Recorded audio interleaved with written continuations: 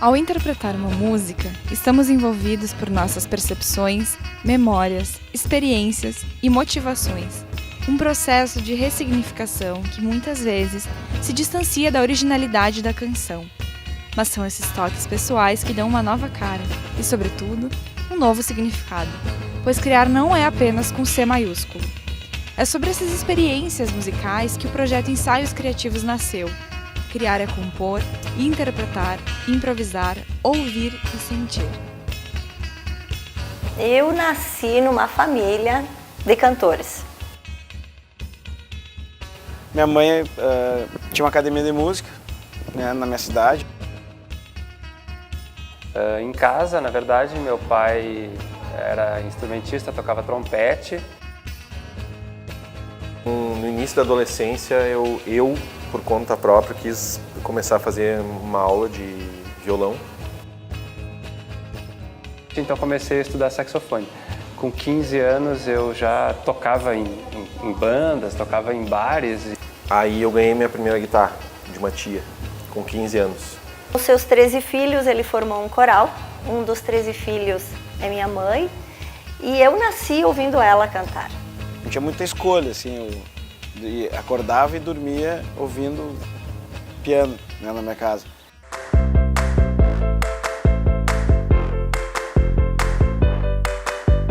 O meu aprendizado de música, eu comecei a testar algumas coisas, assim. Começar a compor foi uma espécie, assim, de tentar fazer tentar colocar em prática o que eu aprendia. Eu não tenho um processo composicional de composições minhas, embora tenha vários músicos que atuam na música instrumental, né, que tem composições instrumentais. Eu ainda não cheguei nesse processo, né? Eu não sou compositora, não componho músicas. O que eu faço é transformar a maneira de cantar esse canto. Não tem uma regra, né? Cada compositor faz de uma maneira.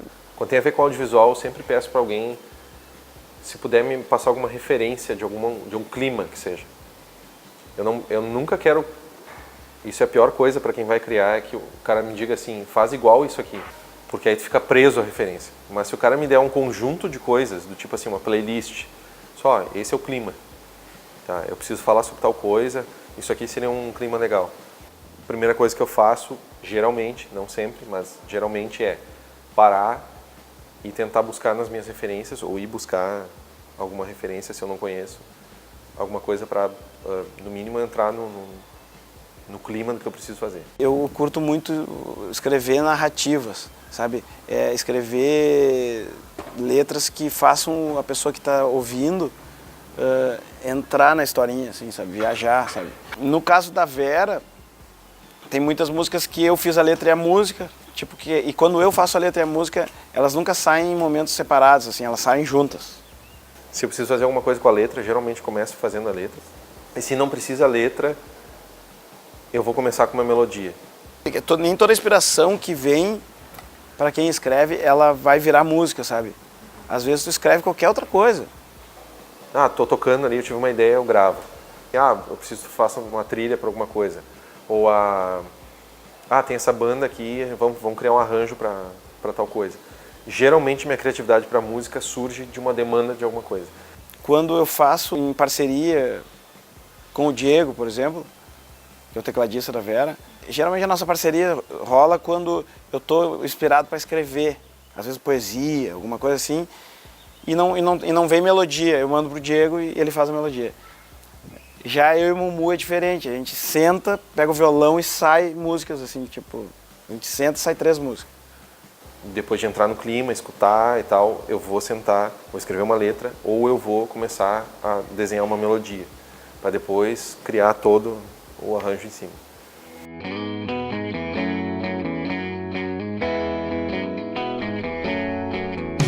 Quando eu comecei a cantar, eu cantava em festivais de música nativista. E eu comecei na categoria Piá, que eles chamavam, sabe? Que era com 10 anos e coisa, e cantei até os meus 17. E geralmente eram canções de outros artistas, né? Era só, o que valia era a interpretação, sabe?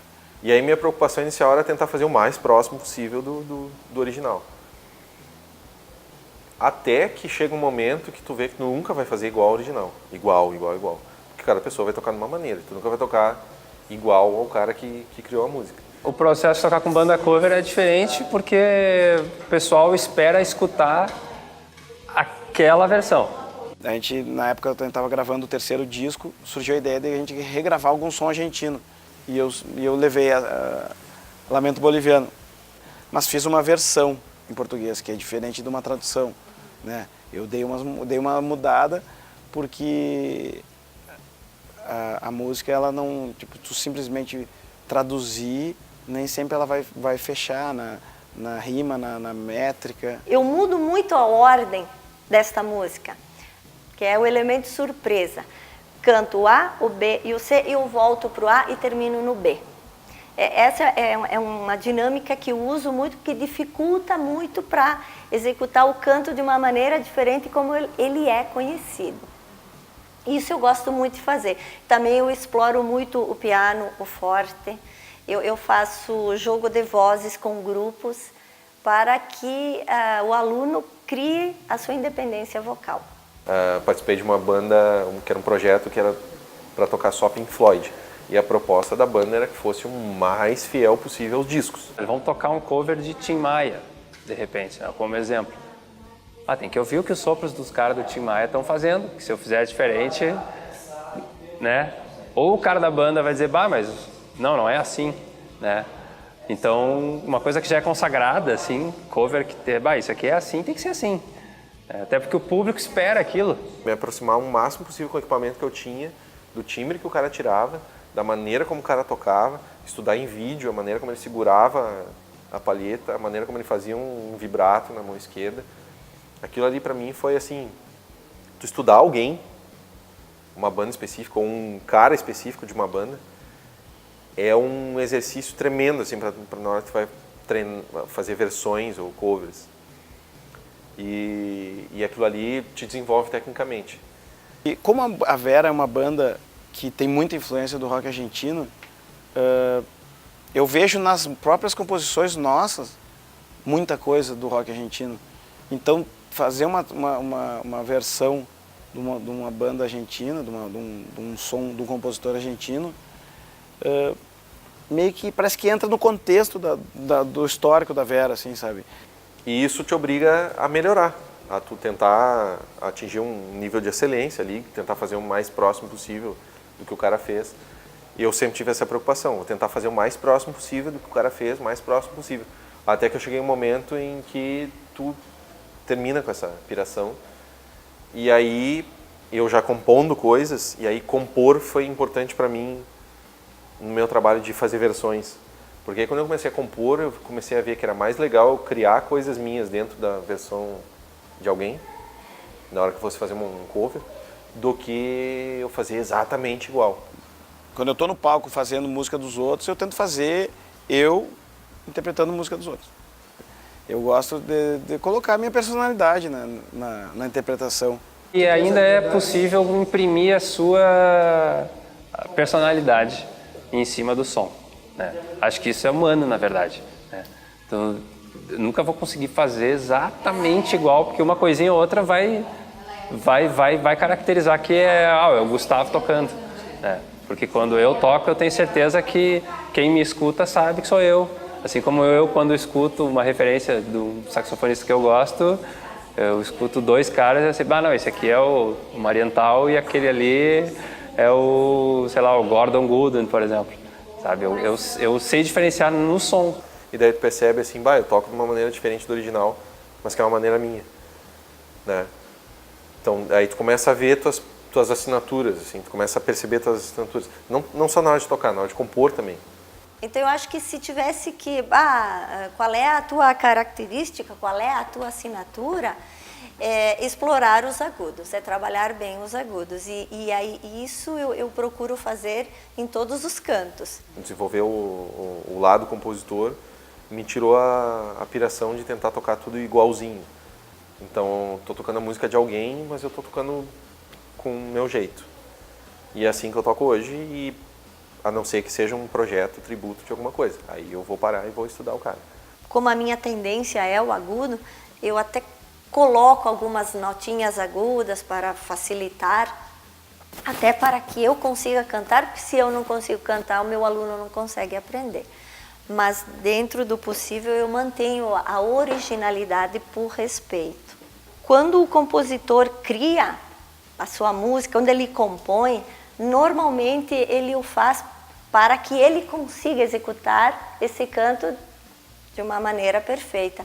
Quando uma segunda pessoa tenta fazer isso, já encontra uma dificuldade. Quando a gente está tocando numa orquestra, quanto menos tu interferir naquilo que está escrito, é melhor, né? Tem que fazer exatamente o que o compositor, na verdade, queria com aquela ideia, né? Que a ideia é dele, a gente só executa o que está colocado ali na partitura. O criador e o executor de música não conseguem chegar separado. Mesmo porque a maioria das coisas que eu crio, eu executo. Então, quando um canto não é para minha região vocal, eu até posso executar, mas tem que ter um microfone e não de forma lírica. Aí eu comecei a compor trilha sonora com 19 anos, foi a minha primeira trilha. Ali que eu descobri que era bem diferente do que compor para uma banda. Porque eu precisava cuidar de tudo sozinho, basicamente. Até poderia dividir com alguém, mas naquele caso eu fiz tudo praticamente sozinho na parte criativa, né? Um projeto solo tem aquele negócio que, tipo, é só eu achando bom ou ruim. No caso, por exemplo, desse disco, né, que é o meu primeiro disco, o solo, basicamente são arranjos meus, né, são a galera que está tocando comigo, que gravou comigo, já toca comigo há muito tempo, né, e é uma galera mais do blues. Eu toco com eles há muito tempo. Eles já estão, a gente já está junto por, como é que eu vou dizer, por afinidade, sabe? Então eu confio muito no que o guitarrista vai fazer, no que o baixista vai fazer. A Jingle Bells, por exemplo, que é uma banda que eu adoro e toco com eles, eles têm um processo de composição que é muito próprio deles mesmos, assim. O Fabrício, que é o cara que escreve os arranjos para os sopros, ele consegue tirar uma coisa dos sopros muito legal, mas ele, ao mesmo tempo, ele é muito livre. Ele diz, cara, tá escrito isso na partitura, mas se vocês acharem que vocês aqui tinha que ser talvez um pouco mais piano, aqui tinha que ter um crescendo do naipe todo, porque a música pede esse crescendo, tipo, é um processo, querendo ou não, de composição junto com o arranjador que arranjou uma música que foi composta pela banda, que daqui a pouco nem sabia muito bem como é que o sopro ia estar funcionando, né, com a banda junto. Eu não sou pianista,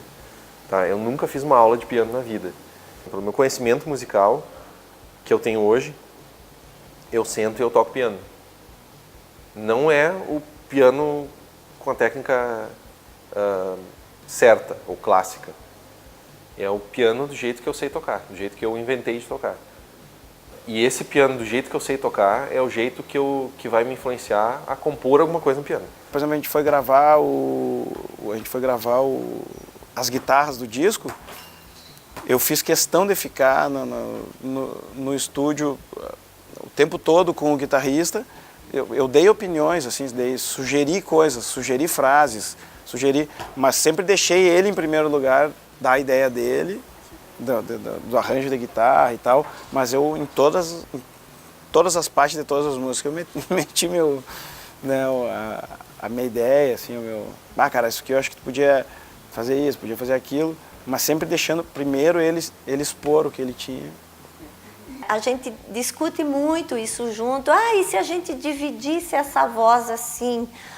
Mas qual é o acorde? É o acorde tal. Mas então, Gabriela, e se tu cantasse essa nota aqui? Não, isso não vai dar certo. Não vai dar, não é bom. Isso não é bom. Mas daí tem a outra. Mas então, vamos tentar. Isso eu estou fazendo num grupo agora. Mas é uma grande novidade isso, até para mim. Como a banda todos compõem ou junto ou separados, para apresentar uma coisa para a banda, geralmente o cara já tem ali umas 3, 4 que o cara fez, assim, né? Isso aqui eu vou mostrar para os guris. E vai. No caso da Vera, a gente sempre lidou muito bem com isso, a gente sempre teve muito respeito, assim. Eu sempre dei pitaco numa linha de contrabaixo, o Mumu Eu chegava e me dava uma ideia para, cara, aquela voltinha da voz ali, tu podia fazer assim. Isso aí sempre foi muito bem-vindo e a gente sempre soube lidar muito bem com isso. E já aconteceu, né? A gente fazer um show e no outro dia ter o mesmo show e pensar, tava tri, mas quem sabe naquele pedaço ali, né, os sopros conversando, vamos fazer isso aqui, vamos falar com a gurizada da banda, daí fala com a gurizada da banda, não, vamos testar, aí dá uma passada, acha legal, então é um processo de transformação, na verdade.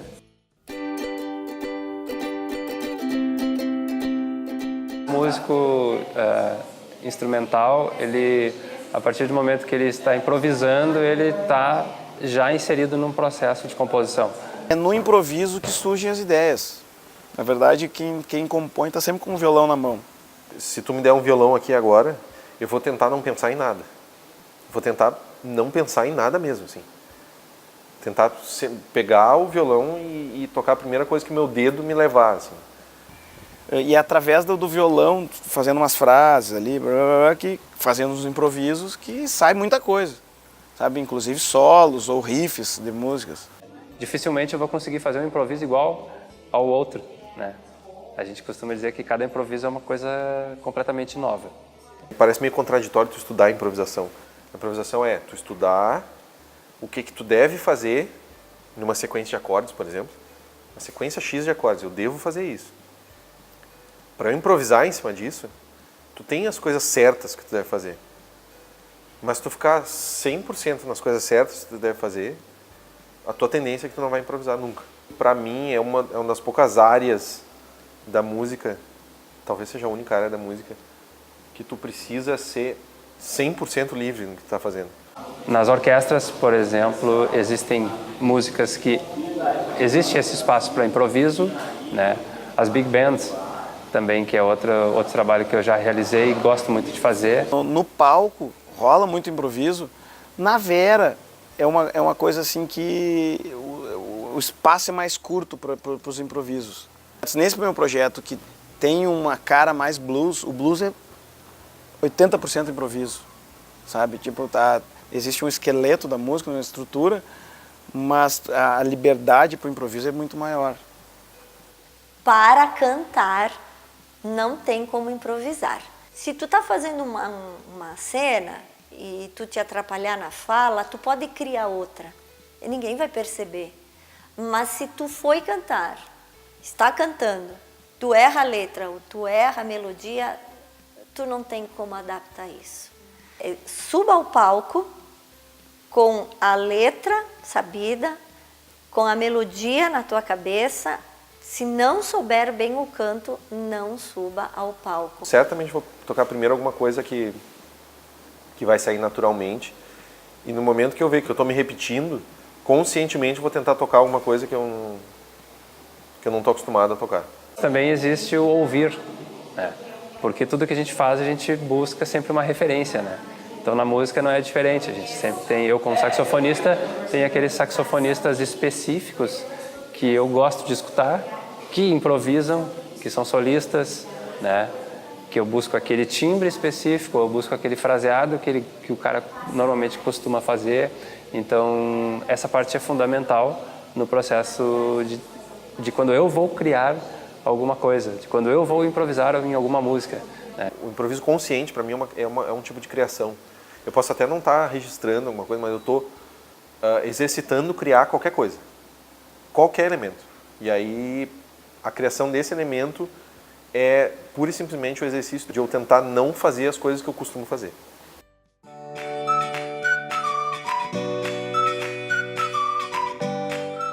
Tu começa a tocar tocando músicas de outros artistas.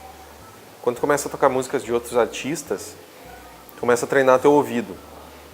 Tocar de ouvido, para mim, é um negócio sensacional, assim, porque te permite extrapolar algumas coisas, né? Te permite errar, principalmente, né? Eu sempre tive muita facilidade de tirar de ouvido as músicas. A professora trazia as cifras das músicas, né?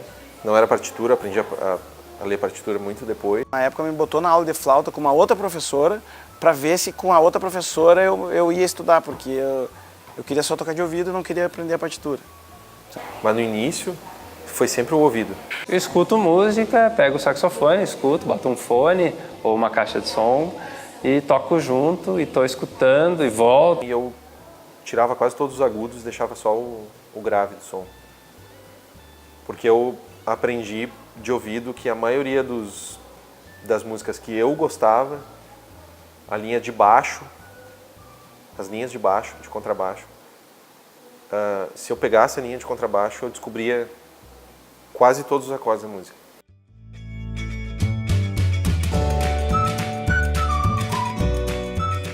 O que existe, eu acho, é um processo de sentimento de como tu vai expressar aquilo, né? Tu pode pegar vários músicos diferentes e de uma mesma partitura, né, que está pronta, e cada um tocar de uma maneira diferente, colocando um sentimento diferente em cima daquilo. A minha criação tem sempre a ver com alguma emoção. Por mais que eu tenha um método para fazer, eu preciso traduzir alguma emoção. E isso vem muito da minha prática com filmes. Porque uma trilha sonora precisa traduzir um clima, uma emoção. Mesmo que ela queira dizer exatamente o contrário do que está sendo dito. Me lembrei de um exemplo prático, assim, era um filme de terror, mas era um terror psicológico e a trilha precisava ser minimalista, precisava ter poucos elementos. Porque a personagem principal para quem eu tinha que compor alguns temas era minimalista, a atuação dela era minimalista, a personagem era muda, então eu era a voz da personagem. O personagem não falava nada no filme. O que eu ia fazer ia ser a voz da personagem. Se a gente não prestar atenção no sentimento e ficar só na matemática da música, ela vai perder o seu sentido, que é emocionar quem está ouvindo. Então, a primeira coisa que eu faço é ensinar o canto, a melodia, né, pura, o andamento dela, a afinação, claro, com certeza, e aí depois eu peço para eles colocarem a expressão. Toda vez que eu assopro para dentro do meu saxofone, querendo ou não, o instrumento ele vai aceitar aquilo que eu estou colocando para dentro dele. Que é muito sentimento quando você está fazendo um som no teu instrumento, porque se eu estiver triste, daqui a pouco o meu som vai soar triste também, porque eu não estou conseguindo passar tudo o que eu poderia estar dando para o instrumento emitir aquele som. Isso dentro de uma orquestra também acontece. Então tem orquestras que tocam o mesmo repertório e uma orquestra inteira vai soar diferente de uma outra orquestra. Isso é interessante porque são seres humanos, existe também o maestro que está na frente dessa orquestra, então muito do que o maestro passa para o músico que está recebendo, né? As pessoas costumam dizer, mas o maestro está ali só abanando a mão, né? Na verdade não, ele também está sentindo o que o músico está devolvendo para ele e está passando muito da emoção que ele está sentindo na hora, né? Do que aquela partitura representa para ele também na formação dele como maestro, e do que ele quer transmitir para o público que está assistindo, né? Eu não tenho outro caminho a indicar para quem quer fazer isso, senão aprender bem o canto, né? Pelo amor de Deus, não desafinar nunca e colocar o sentimento. Mas o nervoso sempre irá acontecer e assim, ó, eu acho que a melhor maneira de se soltar é fechar os seus olhos, né, e deixar o seu coração cantar por si, porque se você abrir os olhos e olhar aquele povo assim te olhando, descamba tudo. Isso tudo influencia para a música repercutir no ouvinte de uma maneira cada vez diferente. Pode tocar 20 vezes a mesma música com a mesma orquestra em lugares diferentes, que eu acho que vai ser 20 vezes uma audição nova.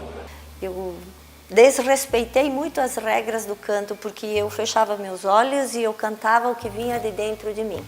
Então, em todo o trabalho que eu executo aqui com os alunos, eu escuto o meu coração.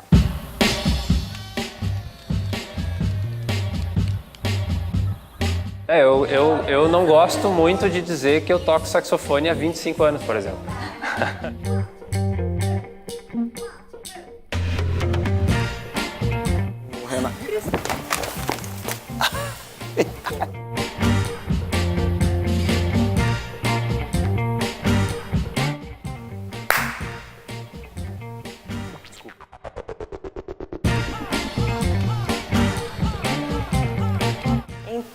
Me chamo Maria Raquel Dalma, tudo de novo.